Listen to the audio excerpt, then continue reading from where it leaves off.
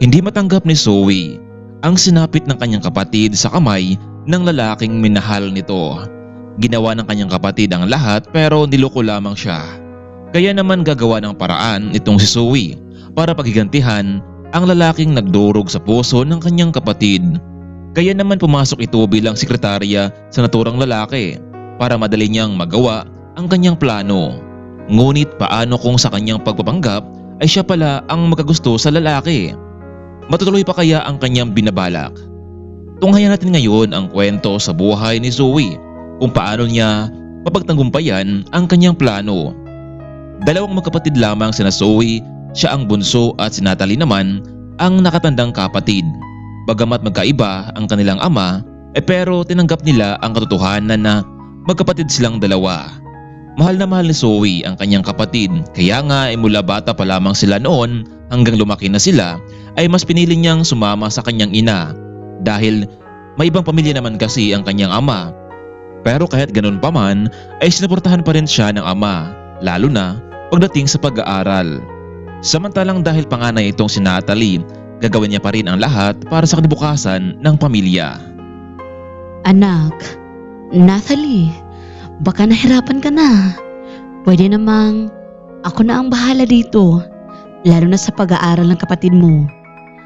Ma'am, kapatid ko rin naman si Zoe. Kaya nga nagtatrabaho ako ng maayos para sa ating tatlo. Huwag kang mag-alala. Tinutulungan din naman ako ng boyfriend ko, ma'am. Natalie, anong ibig mong sabihin? May boyfriend ka na? Oo, mami. Pero hayaan mo. Ipapakilala ko siya sa inyo kapag may pagkakataon. Huwag kayong mag-alala. Mabuting tao naman itong si Sean. At mahal na mahal niya ako. Sige na, ma'am. Aalis na ako. Naghihintay na siya sa akin sa labas. Nagtatrabaho itong si Natalie bilang isang sekretary sa kumpanya ng pinagmamay-ari ng pamilya ni Sean. Maganda ang dalaga, kaya naman marami ang nakagusto sa kanya. Pero hindi naman pinalampas ni Sean ang pagkakataon. Hindi niya hayaang makuha ng iba itong si Natalie. Kaya naman gumawa siya ng paraan para mahulog ang loob ng dalaga sa kanya at linggid ito sa kaalaman ng pamilya. Natalie, pwede ba kita makausap sandali? Sir, tungkol saan naman po? Wala ka bang gagawin mamaya paglabas sa office? Sir Sean, wala naman po. Kung ganon, pwede ba kitang yayain mamaya to have a dinner with me? Sir Sean, bakit naman po? Baka makita tayo ng mga kapwa-empleyado natin at baka ano pa ang kanilang sasabihin. Ano ngayon kung makita na tayo? Wala naman siguro magalit sa'yo kapag magkasama tayo, hindi ba? Wala naman po, sir. Pero iniiwasan ko lang mga sasabihin ng ibang tao. Huwag kang magalala dahil wala ka naman dapat ikatakot eh. Sa mga oras na iyon, bagamat nagdalawang isip itong si Natalie pero nanaig pa rin ang gusto ni Sean. Ikaw ba naman, makakatanggi ka pa kaya lalo na at gwapo at siya na mismo ang iyong boss? Ano bang gusto mong kainin, Natalie? Umorder ka na. Ako nang bahala sa lahat. Kung ganon, Sir Sean, maraming salamat pero gusto ko talagang malaman kung bakit mo ito ginagawa sa akin. Alam mo, Natalie, ilang taon ka na ba sa trabahong ito? Halos maglilimang taon na po, Sir Sean. Matagal ka na pala, no? Sa kumpanyang ito. Bakit po, Sir? Alam mo, sa loob ng halos 5 taon, wala ka bang napansin sa akin, sa paligid mo? Wala naman, Mr. Sean, dahil trabaho lang talaga ang habol ko sa pamilya. Talaga bang hindi mo napapansin na maraming mga matahang nakatingin sa'yo dahil sa ganda mo? At isa na ako doon. Sir, anong ibig mong sabihin? Alam mo, gusto kita, Natalie. Pero hindi mo lang kasi napapansin kasi katulad ng sinabi mo, parati kang busy sa trabaho mo eh. Paano naman yung nararamdaman ko sa'yo? Gusto kita, Natalie. Mahal kita. Sana bigyan mo ako ng pagkakataon para makilala mo ako ng lubos. Pero, Sir Sean, ano na lang sasabihin ng mga magulang mo na pumatol ka sa isang hamak na sekretarya lamang? Natalie, for the meantime, Walang ibang makakaalam nito kundi tayong dalawa lang. Nagdaan ang mga araw. Hindi tumigil itong si Sean sa pagpapakita ng pagiging concern nito sa babae. Kaya naman bagamat para kay Natalie, isa itong bawal na relasyon. Wala na siyang nagawa kundi tuluyan ng pumatol at sagutin itong si Sean dahil may naramdaman siyang tibok sa puso nito. Ano na Natalie? May pag-asa ba ako sa'yo?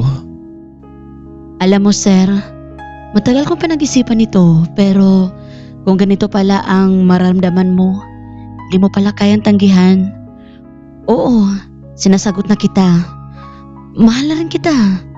Pero sana, huwag mo akong sasaktan na para bang isang panaginip lamang ito. Pangako, mamahalin kita. Sa tamang panahon, sasabihin ko sa kanilang lahat ang tungkol sa atin. Sana lang, matatanggap nila ako. Nagpatuloy ang lihim na pag-ibigan ni Sean at Natalie. Isang gabi noon dahil magkasintahan na silang dalawa, matapos ng trabaho ay isinama ni Sean ang nobya sa kanyang kondo para magkaroon sila ng oras sa isa't isa. Bakit tayo nandito, Sean? Kaninong unit naman ito?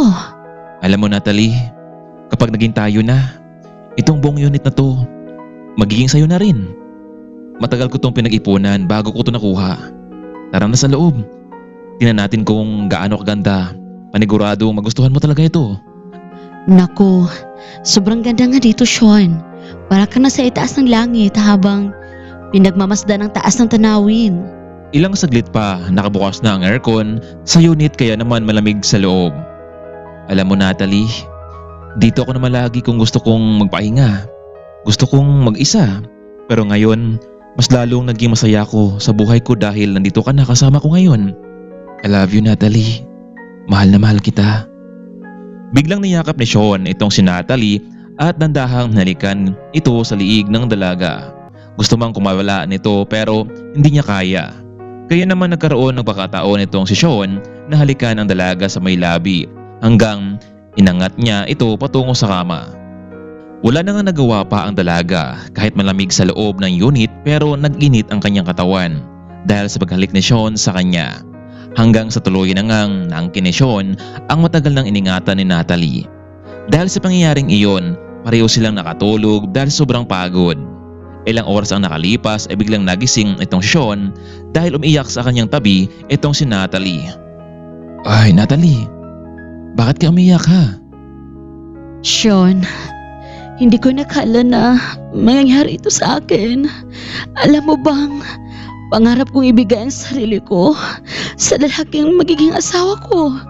Natalie, hindi ba nangako ko sa iyo naman na pagdating ng tamang panahon, ipapakilala kita sa mga magulang ko and beside, hindi ka dapat mangamba dahil ako ang boss sa kumpanya mo. Kahit nga hindi ka na magtrabaho, dumito ka na lamang sa kondo ko, walang problema sa akin. Sean, hindi ko naman inaalala kung may trabaho ko o wala. Ang nais ko sana, pakasalan mo ko. Alam mo, mahalin kita, Sean. Ginawa ko rin yun para sa'yo. Kaya nga, from now on, dumito ka na lamang sa condo unit ko. Hindi pwede, Sean. Paano na lang ang mami ko at yung kapatid kong nag-aaral sa kolehiyo? Gusto ko lang sana, pagdating ng panahon, may lakas loob ka nang ipagtapat ito sa mga magulang mo. Don't worry babe, I will make it sure na makilala mo sila. Pwede na ba akong umuwi, Sean? Sa bahay na lang ako magpapahinga. Sige babe, ihatid na lang kita. Medyo gabi na kasi sa labas eh. Napayuko na lamang itong si Natalie bilang pagsang-ayon. Ilang minuto lamang ang nakalipas ay nasa tapat na sila ng bahay ni Natalie. Dito na ako, Sean. Mag-iingat ka sa pag-uwi mo. Good night Natalie. See you tomorrow. I love you. Sleep well. Matapos bumaba itong si Natalie ay agad namang pinandar ni Sean ang sasakyan.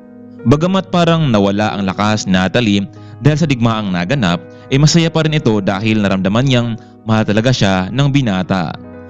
Kumatok na ito sa may gate at pinabuksan naman ito ni Zoe. Ate, bakit ngayon ka lang? Kanina ka pa namin hinihintay ni Mami. Pero, ayun, nakatulog na lang sa hintay sa'yo.